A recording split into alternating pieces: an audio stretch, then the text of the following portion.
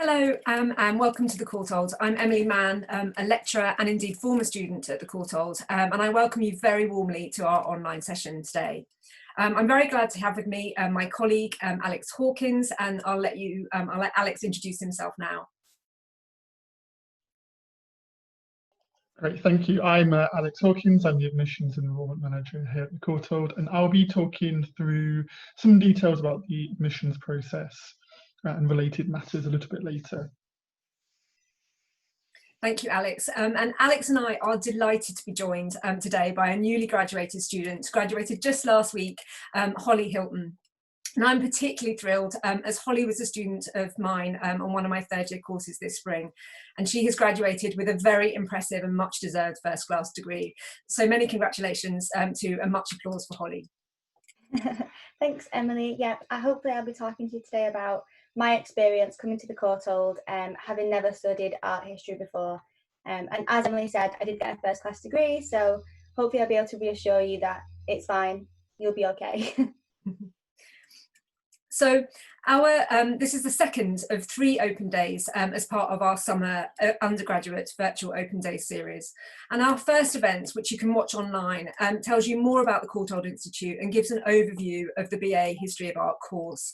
And our event in August will focus on applying through UCAS and on writing personal statements. And if you haven't already, I encourage you to explore the undergraduate virtual open day hub. Lots of words there, but you should have had a link to this in an email already, or if you Google undergraduate virtual open day hub, you'll find it. As there you'll find a range of resources, talks, blogs, events and more, so you can find out more about what it's like to study at the Courtauld. So today's event is about studying art history for the first time at university. That is, if you haven't formally studied art history at school or college. Now, the fact that you're here listening to me today means that you have some knowledge or background or a sudden moment of interest in art and its history, and that is what is crucial and what all of our students have in common. We all have different journeys into studying art history, and that's a really positive thing. Like Holly, I myself was an undergraduate at the Courtauld without having studied art history before. So I feel in a really good place and indeed really pleased to talk to you about studying art history for the first time at university. So I'll start by telling you more about how the first year of the course is designed to prepare you for the rest of the degree, and then offer some tips on how you might prepare for the programme before coming. Then Holly's going to discuss her experience studying art history for the first time here at the Courtauld. And finally, as Alex mentioned, he will discuss our entry requirements and funding options. So the presentations will last up to about 40 minutes. And then, very importantly, we'll take questions, which you can submit through the chat function.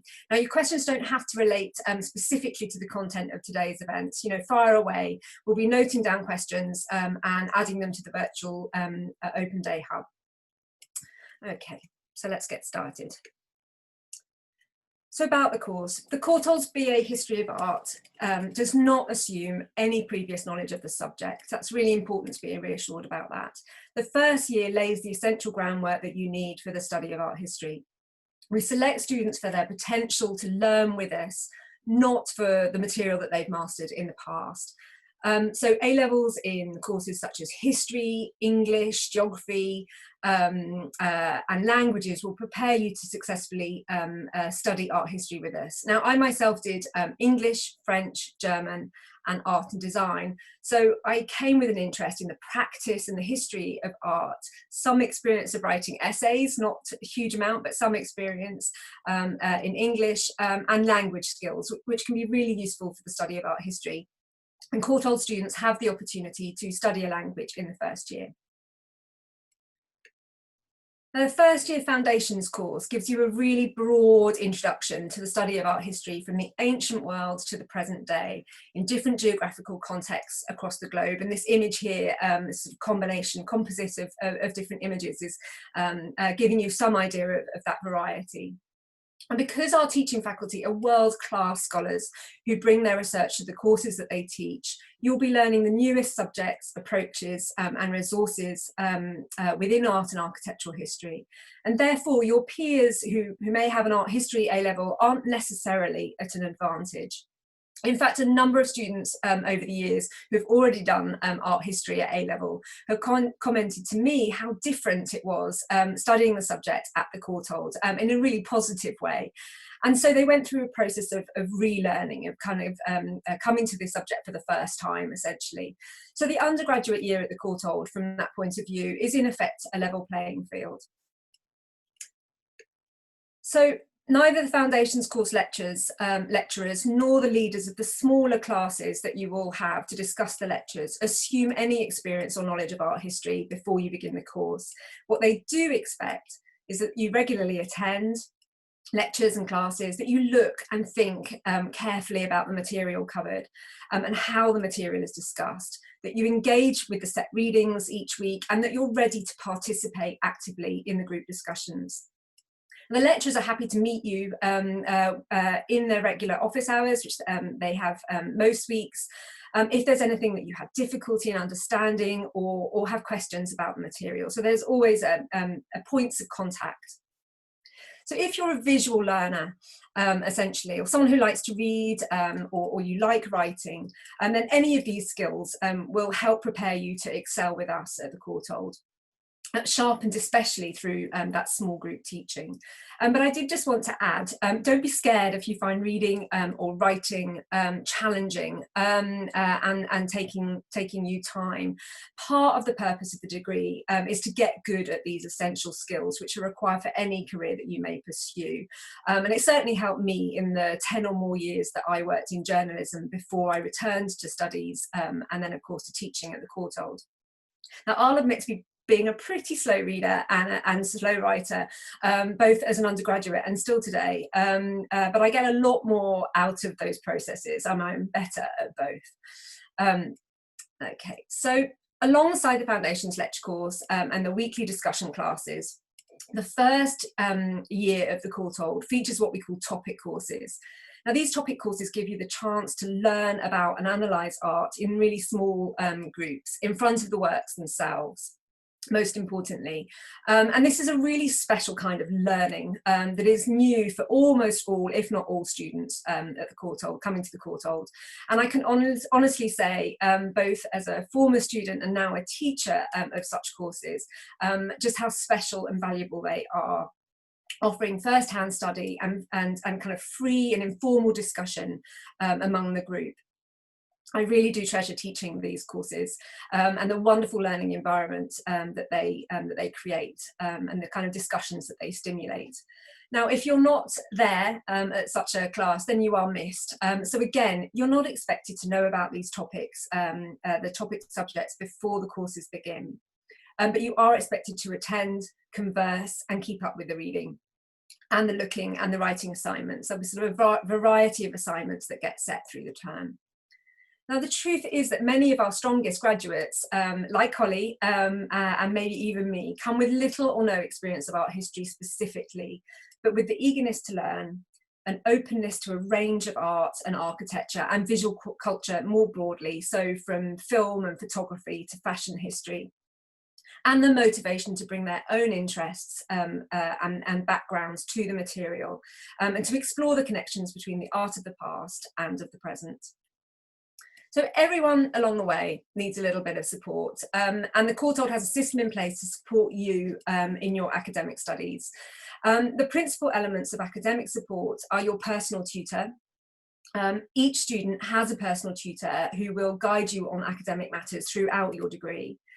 Then the academic skills tutor who offers group and one-to-one sessions to help you develop the skills and confidence that you need to succeed on the degree. And this is from essential essay skills, grammar, punctuation, footnotes, to presentation and communication skills more broadly. The Courtauld Library also offers a wide range of support for your studies. And another very valuable source of support that you see here are the Royal Literary Fund Fellows. These are professional writers who will help you with your own writing skills, such a valuable source of support, concentrating on how to improve your essay structure, your writing style, and the clarity of your argument. So these two together, the academic skills tutor and the Royal Literary Fund Fellows, work really kind of thoroughly together to make you a great writer and thinker also, and communicator more generally. So what might you do to prepare for a degree in art history?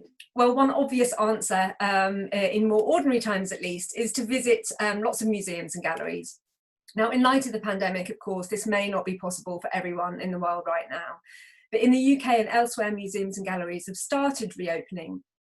But also during the closures that have been and ongoing, there's been a surge of opportunities to explore museums and galleries and collections more broadly, virtually, online. So take advantage of these sites and opportunities while they're still accessible.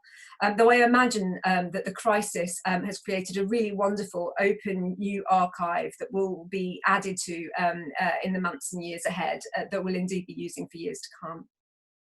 Now, among many others, you can tour the Courtauld Gallery virtually. We've highlighted a few objects and artworks here from the Courtauld's collections and a screen grab of the virtual tour.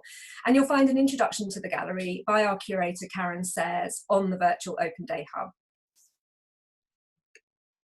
Now, you can also explore thousands of museums and galleries from around the world from the comfort of your own home, from major museums including the British Museum, the Metropolitan Museum of Art in New York, and the Rijksmuseum in Amsterdam, to smaller and more specialist collections around the world. Now, on the left, you see here Yayoi Kusama's Infinity Mirrored Room, which the Broad Museum in Los Angeles has made available in virtual form online. And then on the right, the Frida Kahlo Museum in Mexico City. So there's sort of vast array of scales and kinds of art available for you to explore online.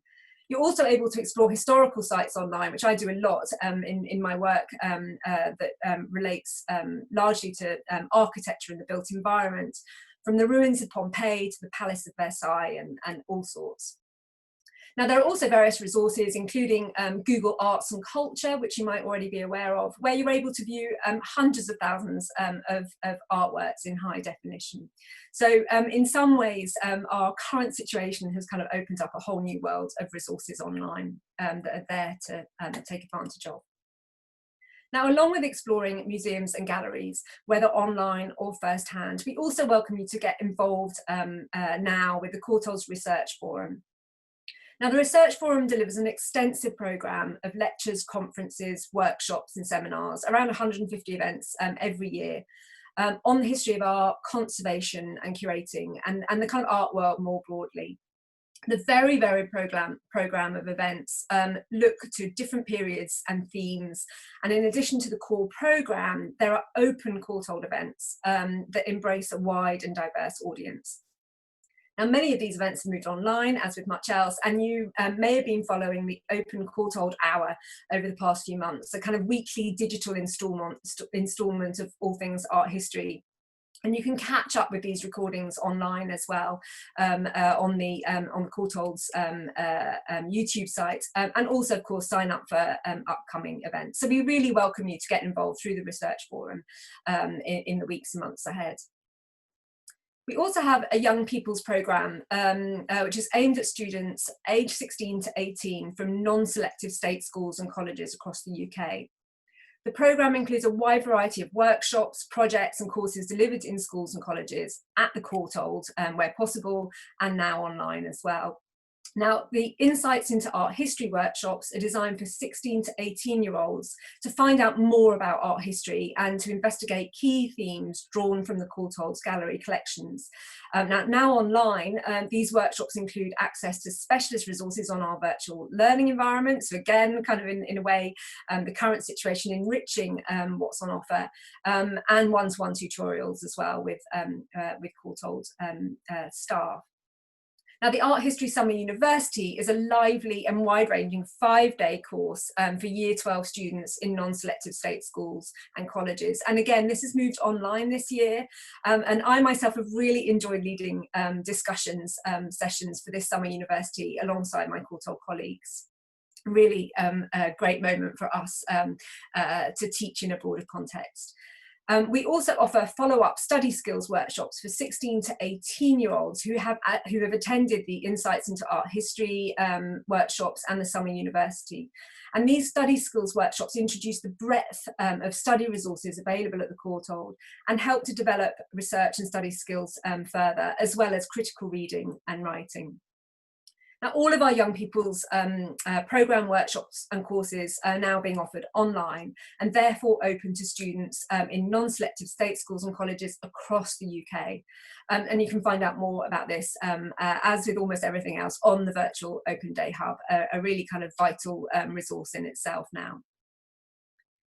Now, also on the Open Day Hub, you will find a link to the Courtauld's Courtauld Collection learning resources.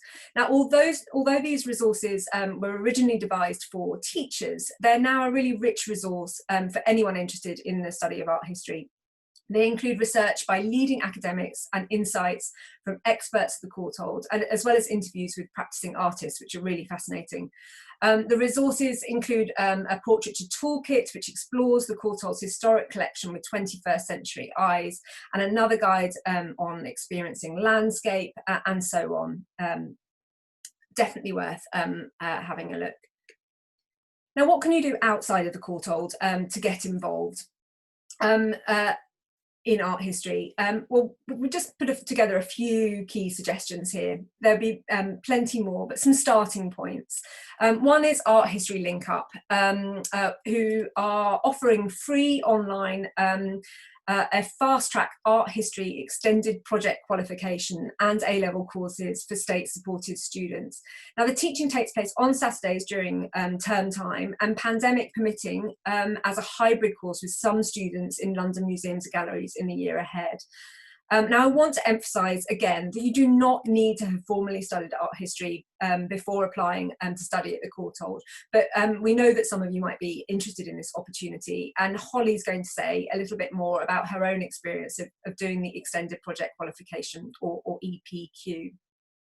Now, Henny Talks too offers fascinating insights into art history from leading artists, curators, writers and academics, and they have a range of series of films, including 1 Minute, One Object, and Why Does Art History Matter, in which a number of Courtauld academics and alumni have featured. And you can see some of these in the bottom left of the slide here. Also, one other example we've included here is the Metropolitan Museum of Art's Heilbronn timeline of art history. You can see a snapshot at bottom right. This timeline pairs essays and works of art with chronologies over time, telling the story of art and global culture, essentially, through particular objects in the museum's collection. It's a really rich resource, currently with over 8,000 works, so definitely worth exploring. Now, I'll now hand over to Holly so that we can hear about her experience studying art history for the first time at the Courtauld. Thank you, Holly. Thanks, Emily. So yeah, just to introduce myself again, I'm Holly, just completed my third year at doing the BA of History of Art at the Courtauld, having never previously formally studied art history before coming to university. So hopefully I'll be able to reassure you that you don't need to have any foundational knowledge already about the subject to do well, and share some tips and resources about how to approach this degree, how to get involved more with the subject, and also figure out the parts of it you're interested in the most as quickly as possible. So my journey to an art history degree started with my A-levels. I had a wide range of interest during my GCSEs. I actually really liked maths and computer science, but also flourished in art and design in the practical sense, and essay-based subjects like history and religious studies, which meant I decided to do A-levels that left my path as much open as possible. So I did French, history, classical civilization, as well as maths in my first year at A-level, but not in my second year. Because I couldn't study art history in the colleges and sixth forms around me in Manchester, they didn't offer it unless it was kind of like private schools, which really just wasn't an option for me. So in this way, I had no foundational knowledge of history of art. But what I did have was an interest in art, mainly stemming from the tidbits that I'd learned making art at GCSE, exhibitions that I'd been to in Manchester, and documentaries I'd watched on TV. But there was still a lot I thought I needed to know before coming to uni or studying art history full time. Especially by the end of my first year in sixth form, I was searching for ways to learn more about art history and become more engaged with the subject, alongside studying my A-levels. So I'd like to talk to you about some of those things I did, and then some of the things I did even later during my degree, to immerse myself in the subject sort of continually. One of the things that I did in sixth form, I guess, was sort of reaching out and looking to the local galleries around me, seeing what was on offer, like through them physically and online. So two of them near me had youth groups, which many galleries do now. And if you're near a gallery that does, I do encourage you to get involved with the youth groups that they have on offer. Usually they only meet monthly, and it's a really great way to sort of meet like-minded people who also are interested in art. And that kind of gives you a sense of what the social sides and like what people at the Courtauld might be like. And even some of them might even be going to the Courtauld with you or to study art history elsewhere. But yeah, the youth groups are a really great way of finding out more about museums and galleries and getting sort of like exclusive access to things that you wouldn't get as a normal visitor. Sort of like I got to see some archives, I got to meet curators. I didn't have to pay anything for these things. You just had to be willing and involved and eager. This isn't something I know that everybody can do. You know, not everybody lives near galleries and museums, but that's why you should also have a look at their websites, because there's always lots of learning resources for people interested in art that are usually free. Webinars, YouTube videos, downloadable PDFs. So if there's galleries that you think like talk about art that you're interested in, or they have exhibitions that you might have been to or that you wanted to go to but couldn't because they were too far away, have a look at their website, because there'll usually be some related material on there that might be like an interesting way to sort of find out about a subject that you like and give you some background knowledge about that specific piece of art or whatever. Another thing I did before uni was my college had a newspaper, and so I would occasionally write some stuff in there about art. When I say occasionally, like I was doing my A-levels, it wasn't a priority, but it was a nice way to sort of for me to sort of have an output for my interest in art and sort of familiarise myself with writing about objects and like writing about visual things.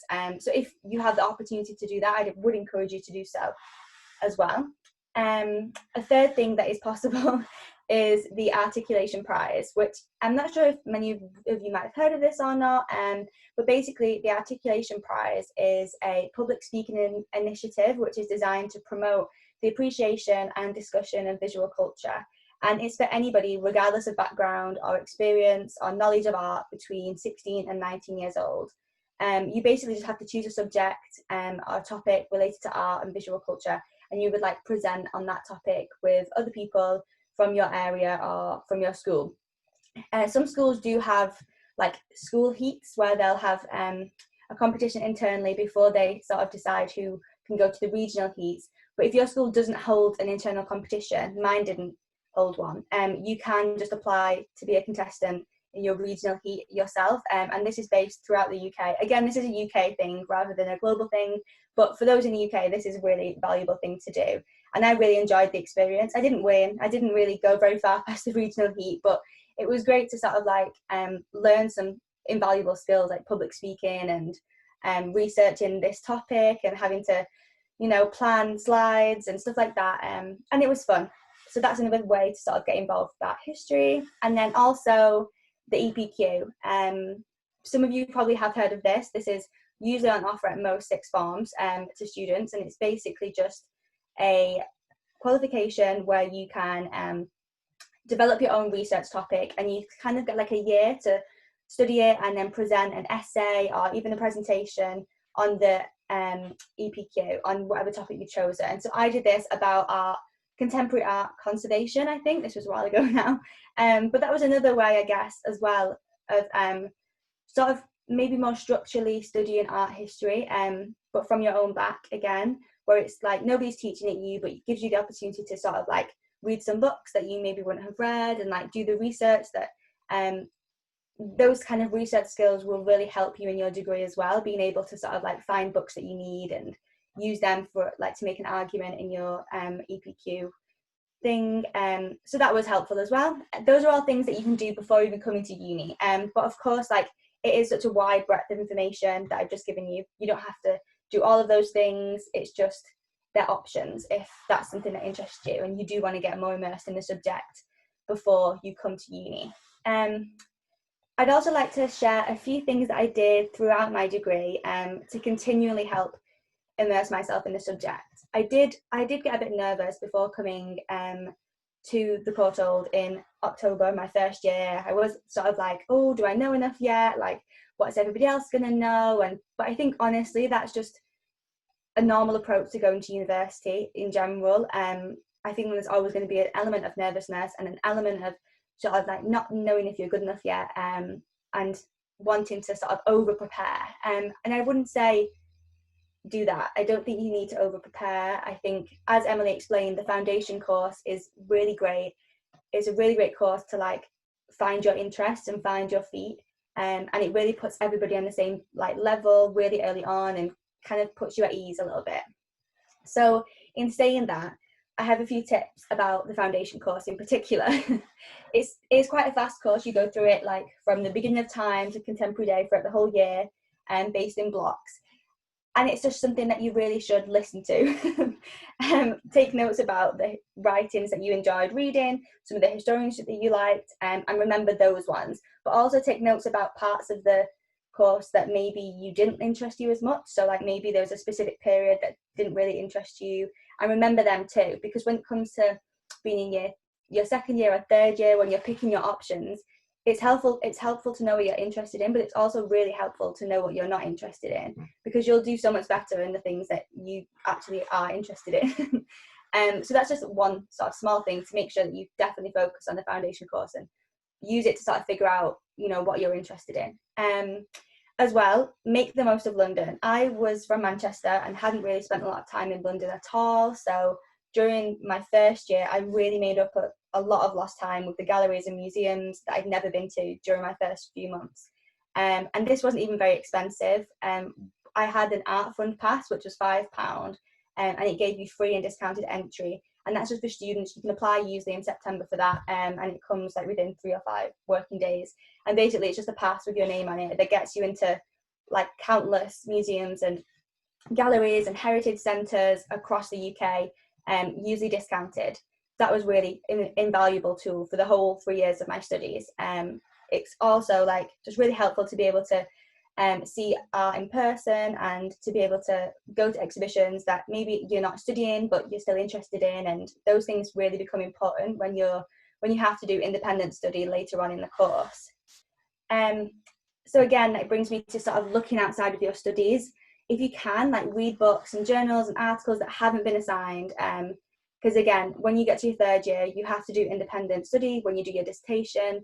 So it helps to know what you're interested in. It helps to like have an idea of what things you like. And it's really easy to find these things. I went to the library assistants in my second year because I've decided I was interested in digital art and internet art, but I didn't have a clue who wrote about that or where to start. So I just asked them, you know, I like digital art, can you give me a reading list? And they sort of like developed a list of some of the most prominent writers that they might have had on offer there, or like other libraries in London that I could get some stuff from, and even websites. And that was just a really interesting thing that I kind of kept hold of for the next 2 years, and, you know, reverted back to, not in like a very specific structural way, but just when I had the time and when I was kind of interested in, you know, finding out more and preparing maybe a bit more for my third year dissertation, stuff like that. So yeah, that kind of knowledge that you find yourself is also extremely helpful, and it also makes you feel like, you know, you're doing more than just your degree, and you are sort of like immersing yourself in the subject, and it makes everything just more enjoyable. And then finally, this is a tip that I always tell people, is try and get involved with the wider discourse, and do that in a very casual way. Like with social media, I would find historians or artists that I liked the work of, or that and follow them on social media, and it becomes a really passive way of learning about art.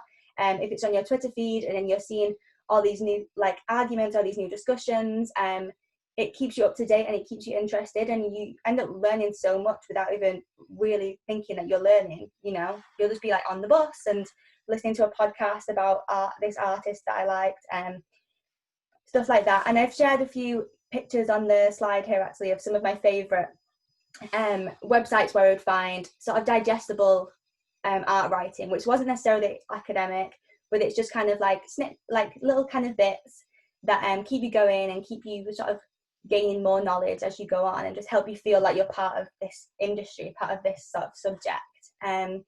So yeah, I've mentioned a lot here, I know, and no one's expecting you to do all of these things. Definitely not before you come here, and you know, it's more about how much you want to put into this, and especially if you're someone like me who does like to over prepare, or want to just launch themselves into learning about art and art history as quickly as possible. Maybe take 1 or 2 of these things and see if you can integrate them into your next 2 years of life. But good luck to everybody as well. You'll be fine studying art history if you haven't done it before. It's really approachable. I'm going to now hand over to Alex, and he's going to talk to you about specifics about admissions and funding, all the important information, basically. Great, thank you, Holly. That was a really great insight into some of the things that you can be looking at before you start to apply. So I'm going to give you a brief overview now of the application process, our entry requirements, and some other bits of information. I've gone into some detail about this in our first session, so it's going to be an overview of the information for now, and if you have any questions about it, we'll open that out to our Q&A section at the end of the session. So first thing to mention really is that the application deadline is the 15th of January every year, and really that's a key thing to kind of plan around. There's no need to rush an application in at the start of a cycle, so you do have some time. We do sometimes make some early offers to those who meet some of our contextual offer criteria, and I'll go into some detail about that in just a moment.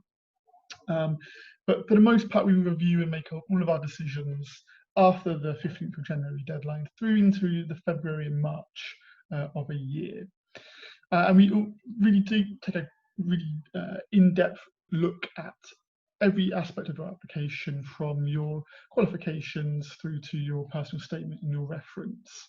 Our most common qualification that we're looking at is obviously A-levels. We have a range from AAA to AVB, and there's no stipulation about the subjects that you have to take, and kind of thinking about what we've been talking about today with not studying history of art before. Absolutely, you know, any range of subjects is interesting to us, and some kind of diversity to what our students have studied before coming to the Courtauld. We really value that. So if you have an interesting mix, you know, some sciences and some maths, can be a really interesting counterpoint to you know, English or history or languages. So it's really that kind of depth can be really beneficial. But if it doesn't really matter what kind of subject spread you've got, it can be really interesting to us. Just looking at extended projects, and Holly obviously mentioned them, these are a great bonus. I can really make the difference when we're looking at your application. We don't factor them into our offers, into the conditions of the offers that we make, but if we're looking at a whole range of applications and there's some small differences between them, the EPQ can make a huge difference. You can find a greater range of entry requirements on our website. If you have any specific questions about a less common qualification or combinations of qualifications or specific countries' requirements, it's best to send us an email at the ugadmissions@courtauld.ac.uk address. I mentioned contextual offers just a moment ago. If you're applying from the UK and you're applying from an area of low university participation, are a mature student, a care or a care leaver, a carer or a care leaver, we recognise that you may have experienced barriers which make it more challenging for you to achieve our standard entry requirements. And in consideration of this, we're often able to make you an offer at a lower entry requirement to our typical range, normally up to 2 grades lower. And you're also often eligible for financial support, which I'll discuss shortly.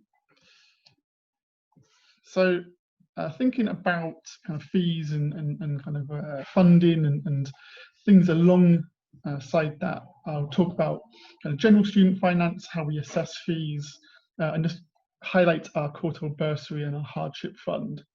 So UK universities typically charge two different fee rates, one for home and EU students and one for those outside of the UK and EU. Unfortunately, that may well change in the next few years, and we'll have to keep an eye out in terms of EU fees. We'll be updating our information on our own website about that. But fees are typically determined by residency. So this means often it's 3 years prior to the start of the programme where you've actually been resident.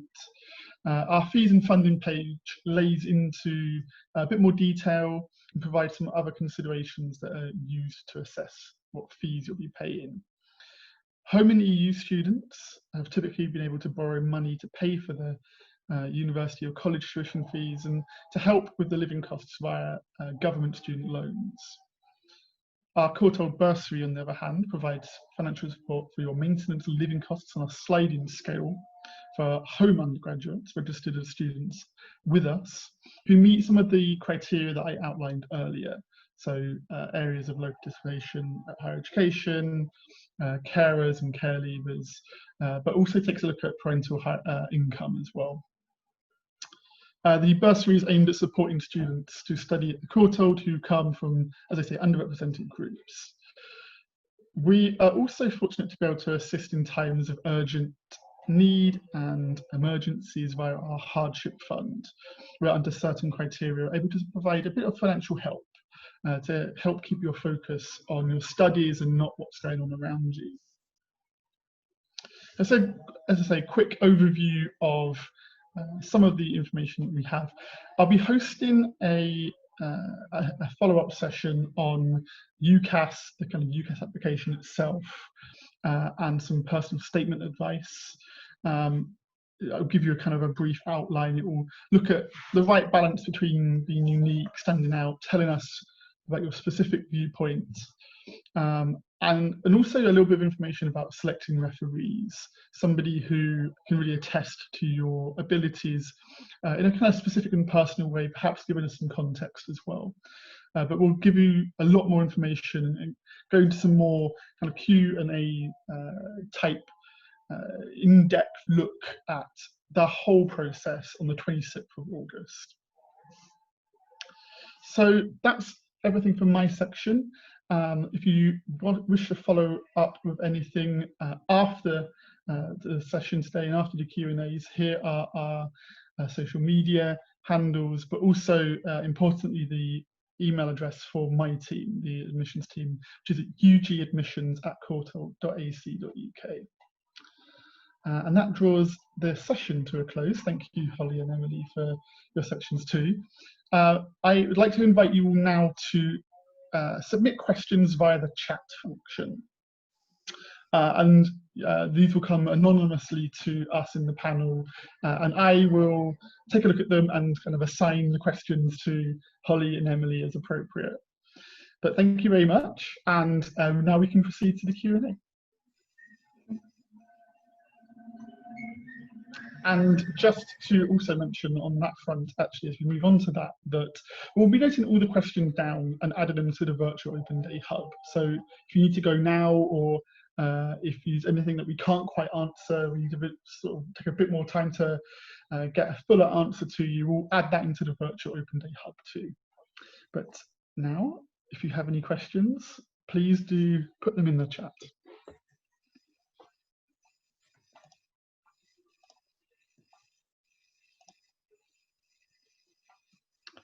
So we've got a question about the manageability of doing an EPQ alongside 3 coursework heavy A-levels.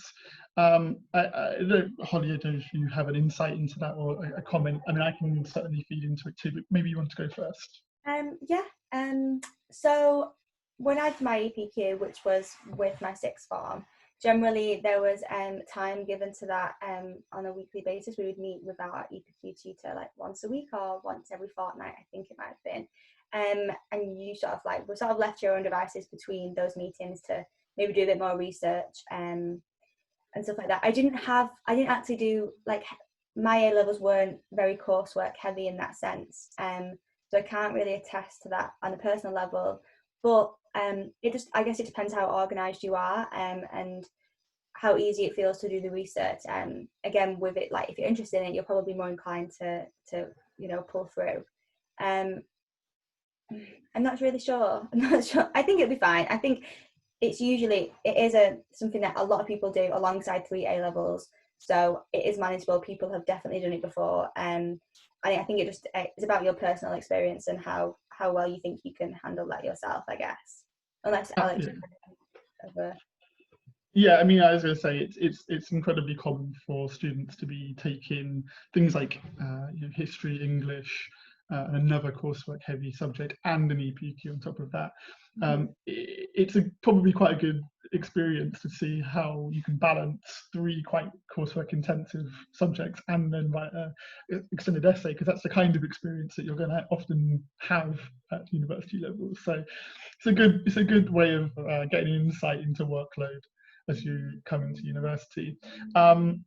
I can say it's not something that we will be making an offer based on specifically, so it's not going to be a part of the conditions that you're needing to reach, but it can be a really good bonus, a kind of a little something that can really make you stand out, particularly if it's of a relevant or interesting subject, and kind of thinking a little bit ahead as well about the personal statement and some of the advice we'll be given in our next session.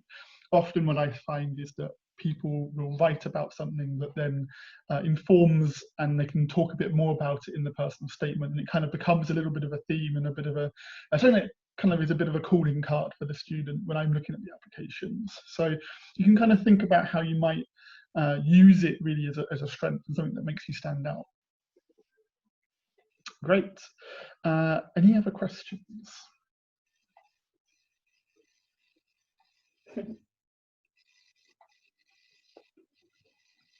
You haven't got anything coming through just yet. Oh. What kind of notes would you recommend to show this? I did it outside a little bit before. Sure. Maybe I think this is a question about visiting galleries and kind of taking notes whilst there to prepare and show a passion for this kind of subject and your interest in it. And so what kind of notes would you recommend to show this? I'll leave this to Holly and Emily, I think, to answer this in tandem. I think I have to say I haven't really gone to a lot of exhibitions and taken a lot of heavy notes. I think usually what I would do is I'd probably go around, read all of the curators' comments, and maybe write down a few of the artists' names, some of the works that I liked, just for future reference, because I always find myself thinking, oh, what was it work that this person did in that exhibition I went to, and can't remember it. So usually I take pictures of the artwork so that I can have a log of it on my phone, because they always become useful later. Any kind of paper resource that you get at exhibitions as well always become really helpful. I have a folder actually of the ones that I've got, because again, they always end up being a reference point later on, kind of, that you don't realise in the time. So I guess it would probably be quite helpful actually taking notes if you're really interested in a specific exhibition. But I wouldn't, worry yourself about taking too much notes in that sense. No one's going to test you on it. Nobody's ever going to ask you about it. It's just, if you're there and you're interested and you want to talk about it, then go ahead, kind of thing. Emily? Yeah, I would support exactly what you've just said, and I think it's as with so many of these things, it's quite subjective, isn't it? Some people are heavy note takers and they have piles and piles of notebooks that pile up over the years, and I aspire to be that person. I have lots of empty notebooks in my drawer below me here, but sometimes also there is a virtue to letting yourself look and think without feeling compelled that you have to somehow account for everything all the time. So I think it's partly down to how you work as a person and whether you enjoy taking notes, partly kind of allowing yourself to experience exhibitions and museums without immediately having to sort of encapsulate what you're thinking in words. Sometimes maybe that comes later. Sometimes maybe you go to the exhibition, you take the the literature that they offer for free. Maybe you pick up a postcard and you go away, and maybe you process thoughts and you write notes later more reflectively, or maybe a balance of the two, but not to feel that there is one right way. I mean, that is what we try and teach students when they come, is that there are ways in which we can advise good forms of note-taking and useful processes to go through, but that there's no one strict way that everyone should do it this way, and so on. So I mean, I would encourage you to, I think, as with the project, have it sort of collecting thoughts and notes in some form or other, whether that's just photographs on your phone that you kind of have ideas and memories attached to, or being more formal about it. It's obviously useful in sort of then thinking back, and when you're trying to write your statements and so on, and maybe even when you want to write your assessed essay in your third year on something that you remember seeing before you even started your degree, that kind of thing. So yes, encourage you all the way, but don't feel that there is one rule that has to be followed in any of this. Yeah. Thank you, Dave. So our next question is about what kind of careers that our graduates go into. So we've got a really good example with Emily here, having gone into journalism before coming back into teaching the subject. And really, it's a really broad range, from things that are directly relevant and almost kind of vocational, coming out of the subject, but also quite a broad range of things outside of that. So kind of a range of curators and conservators to art dealers and auction house experts, through to lawyers and people in business, publishers, teachers, banking, finance. One of the most interesting ones I heard coming out of this was one of our alumni events a few years back. Someone who, I always get the word wrong, but is it a radiographer, somebody who looks at or takes x-rays? I always forget the correct word is, but somebody who kind of used their experience of having looked at images and took that into looking at x-ray images. So there's a really, really broad range of skills and transferable skills that really do give you a huge range of opportunities and things that you can take and go on to that. So some really interesting things. The next question, are there any opportunities to learn about curating and links to curating opportunities as part of the course? So kind of thinking about the course itself and kind of what we have at the Courtauld in that respect. Again, Holly and Emily, if you want to comment on this. Well, maybe it's useful for me to go first on that one, in that the undergraduate degree, in a way, these questions of curating and what goes on in museums and galleries, and Holly can say whether this was borne out in her own experience, but it's kind of there, it's always there. These questions are inevitably of interest to all of the teaching faculty, and thinking about what the degree is potentially leading to as well.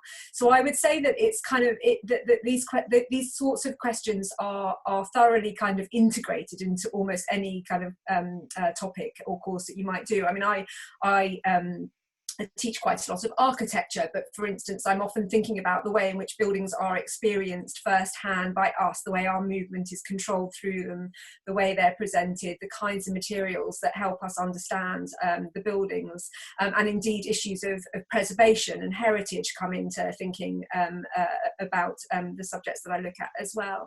So all of these questions are there, even if specific courses don't address them. There's an MA that does specialise in curating, and a very esteemed and brilliant one too. And indeed, Courtauld students do go on to take that MA.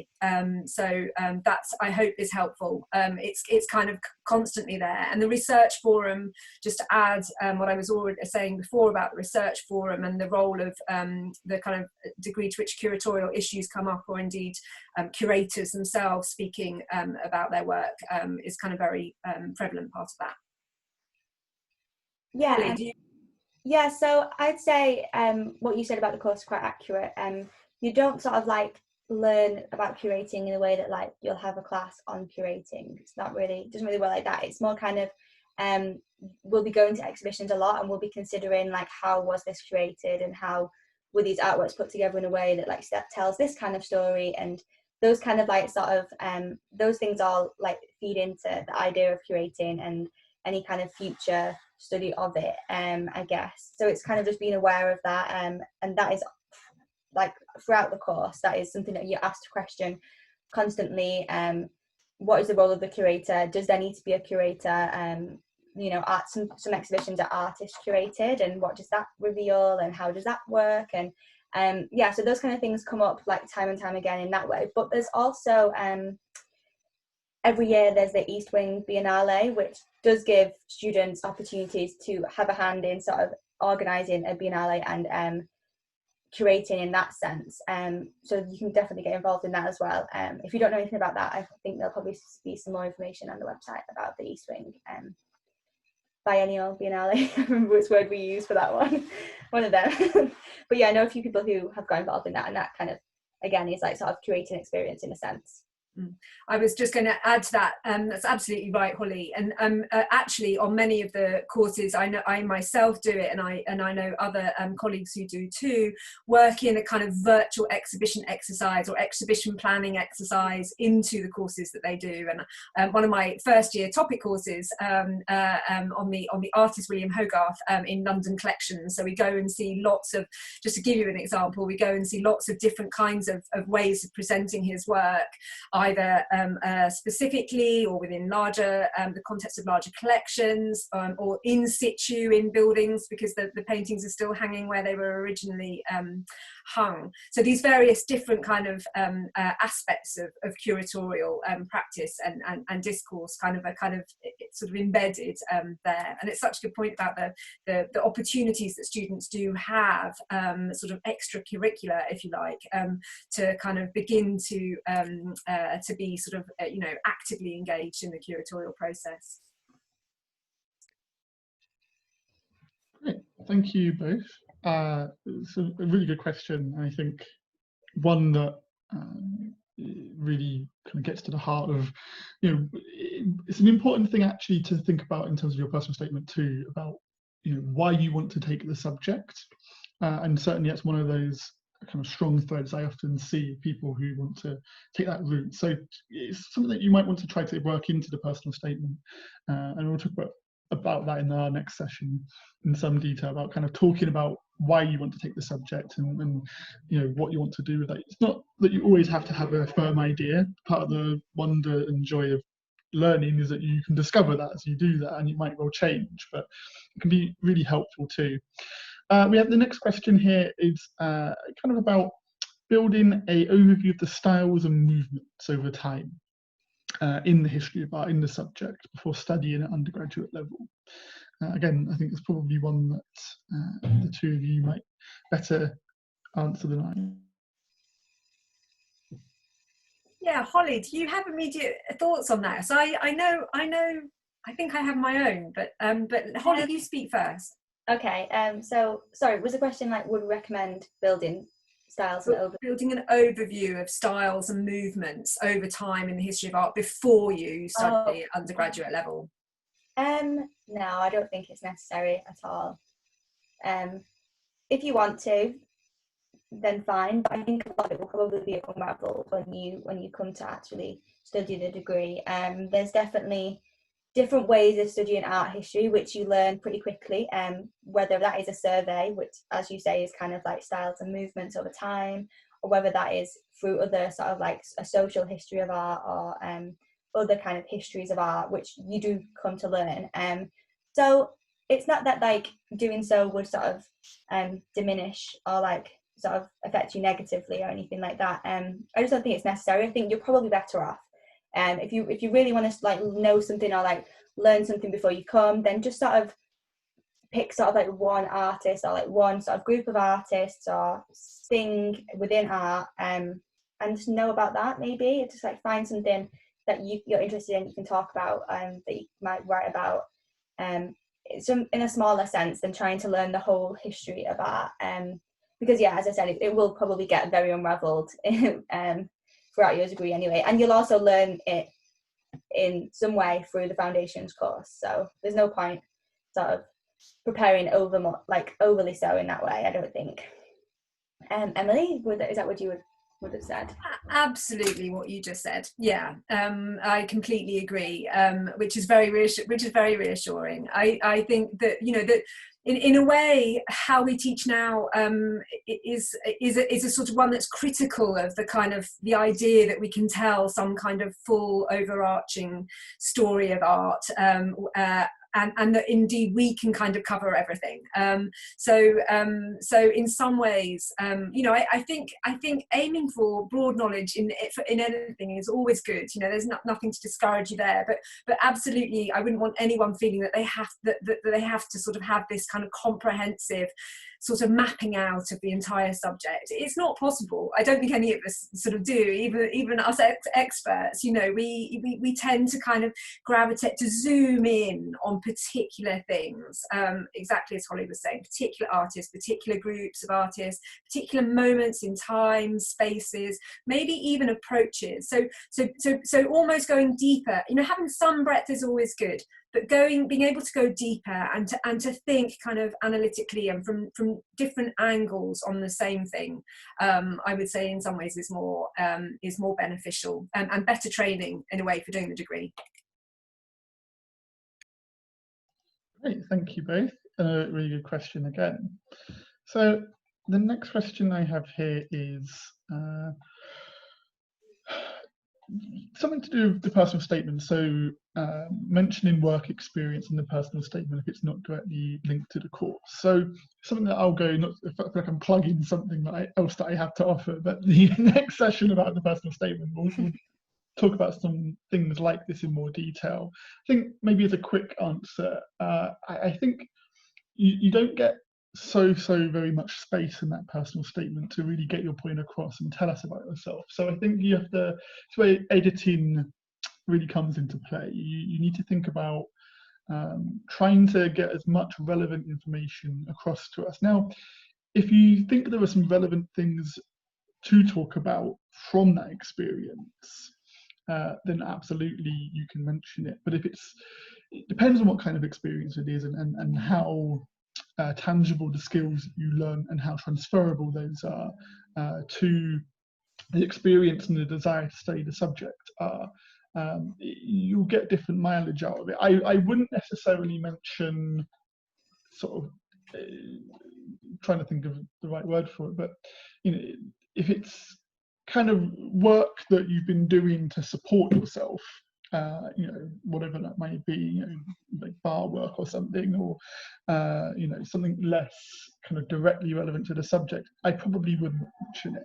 But if it's something that does give you a little bit of an insight into, you know, organising and workload and interactions or presenting, that kind of thing, then and absolutely, you know, there's something worthwhile to be taken from it. So it depends really. That's one that I definitely, if you wanted to follow up with that at the next session, if you can make it, then I'd gladly go into a bit more detail and kind of talk to you about that exact experience and kind of look at it in a bit more detail. But I think that's probably a kind of quick answer, or quickish anyway. Our next question is about London and what it is basically what it's like to as a place to live. I mean, I guess I'll start out and just say, you know, someone has lived here for 10 years or just around over that now. I think it's just similar to any large major city, and particularly any other European city.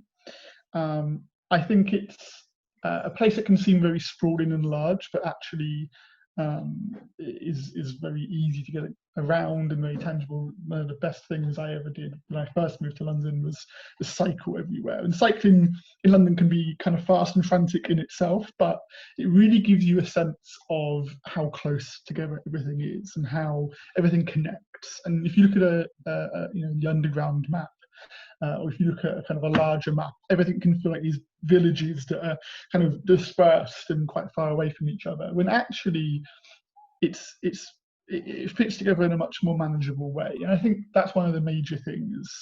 If you're from a smaller town or a smaller place, then there's always going to be a sense of adjustment to it. But particularly, you're going to be joining the Courtauld alongside a cohort at the Courtauld who are going through that kind of experience together. There'll be some people who have lived in London previously, but many who don't or who haven't. But also, London has countless universities. It's not like some other large cities in the UK or in the world. It's not a student city as such, because there are so many people here. It isn't like, I went to Exeter, which is definitely a kind of a student city where the students really take over the city. London's not quite like that. And so it does bring you something slightly different, where you're another part of the whole picture. You're not the only thing, or not the dominant thing in the city. But I think that's only to say some of the strengths of London. I don't know if Emily or Holly have anything else to add to that. I came from Manchester, which I guess is kind of considered quite a big city anyway. So I guess London for me wasn't completely alien in sort of like city life at first. And yeah, I agree completely. It does feel huge and does feel like a big place, but it quickly becomes quite small. And as a student as well, I think you're always surrounded by other students, and I definitely didn't feel sort of like unsafe in the city, as much as I would have done anywhere else. But I guess as like safety is quite a personal feeling, and everybody like feels that differently, and like measures that by different effects as well. And I think there's definitely places, although like it is a city that's not for students, there are definitely pockets where students are, especially like having the experience of living in halls. It's a really great sort of like start to coming to London, because you are just surrounded by students like initially, and you're in these like big buildings where you do feel really safe, because it's just like lots of little rooms and passes to enter and stuff like that. I think just sort of like having common sense and having your wits about you, and like you would expect to have to do in any city, really, is just super important. I just to add to that, I think you make such a good point, Holly, about the sort of sense of safety being a personal thing as well, and it's very hard for other people to say it's fine. But I mean, I don't live in London anymore. I sort of travel into it, but I've lived and worked in London for sort of 25 years or something like that. Of course, I was a student in London myself, and I've never felt unsafe there, even though I didn't grow up in a city. I've never had concerns about that, even when other people tried to make me sort of worry about certain things. I didn't. I never had good reason to. And I was really interested in what Alex was saying about the sort of the scattered city that you see on the tube map, because Holly and I have been sort of studying and thinking about this over the last few months, and what that map represents, and how it differs from kind of what's on the ground. And the one thing I would say is actually London's often been conceived as a city of a scattered city, so a city of villages. It's often described in that way. So a bit like what I was saying about not feeling like you have to have an overview of the entire sort of history of art before you start, or indeed by the time you end. There's no one way of kind of completely, you don't have to know all of London. You don't have to experience London in all its forms. You can pick and choose, and you get to have your localities around, around where the Courtauld is based, around where you live, around where you maybe meet friends and things. So you choose to a certain extent. You choose where you go, and therefore kind of what you feel comfortable with. And that's just the great thing about London, that it has that variety, and everyone gravitates in slightly different directions, just part of the fun. Great, thank you both. What is our next question? That may well be it. Well, if you do have any follow-up questions, by all means, you can email us at the ugadmissions@courtauld.ac.uk email address. And we will be posting our responses and kind of getting back to some of these on the hub, as I mentioned earlier. But otherwise, I think we can wrap up. So thank you all. Thanks for your excellent questions. Thank you for being keen and engaged, and we look forward to receiving your application. And take care over the rest of the summer. And we look forward to hopefully seeing you at the next session as well, too, on personal statements. Great. Thank you very much. Thank you. Thank you, Alex. Bye. Bye, everyone. All right.